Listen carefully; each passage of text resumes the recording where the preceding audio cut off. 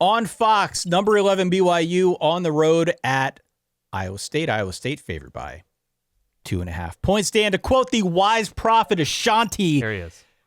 This game's about trust, babe. Yeah. It's about us, it's about trust, babe. You know, I hung on to my preseason projections for a long time. Mm-hmm.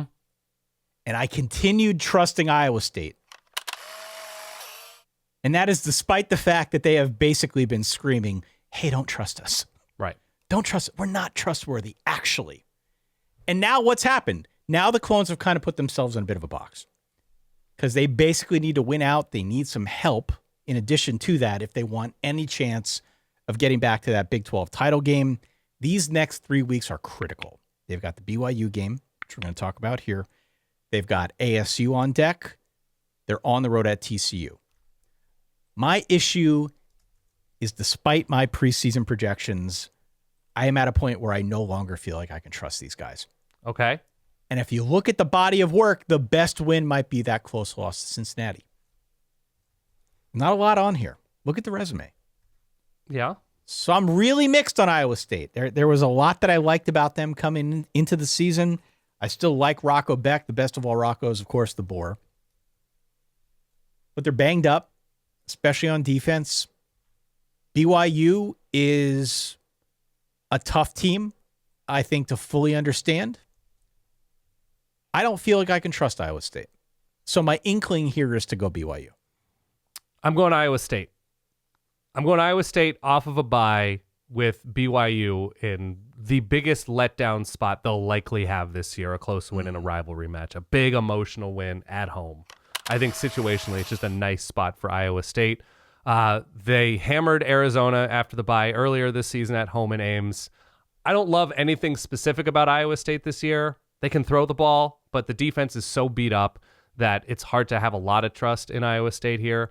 But even all that said, BYU hasn't been that good on the road this year. They win. They've won. Winning is better than losing. But, sneaking by Arizona and Colorado, they weren't, comfortable wins for BYU. I think they're a good team. I really do. I'm going Iowa State situationally here. I think they win this in a relatively low-scoring fashion as well. I have it 24-20 Iowa State. I think BYU's proven to me that they're winners. I agree. And it's important to consider the context for BYU because they lost their quarterback a couple weeks before the season. Yeah. And so Kalani Sitake decides they're going to start a freshman. And suddenly they're 7-0. Mm-hmm. They're very much in the playoff conversation. If nothing more, they're very much in the Big 12 conversation. The only two reasons that you don't trust BYU right here are A, if you're worried about the letdown effect, which I think you mentioned. Yep. Or if you think it's a bad matchup. And I don't know if it's a bad matchup. I'm with you. Like at BYU's core, I think they want to play slow and they want to run it. And I think the running game will very much be there. As long as they don't come out with that hangover, the running game's going to be there. Iowa State's 114th in yards allowed before contact. If BYU wants to try and grind this one out on the ground, I think it'll be there. Yeah, I don't know. So I think it's time that I let go of my preseason assumptions. I think I took this. It's about time I take the season for what it is.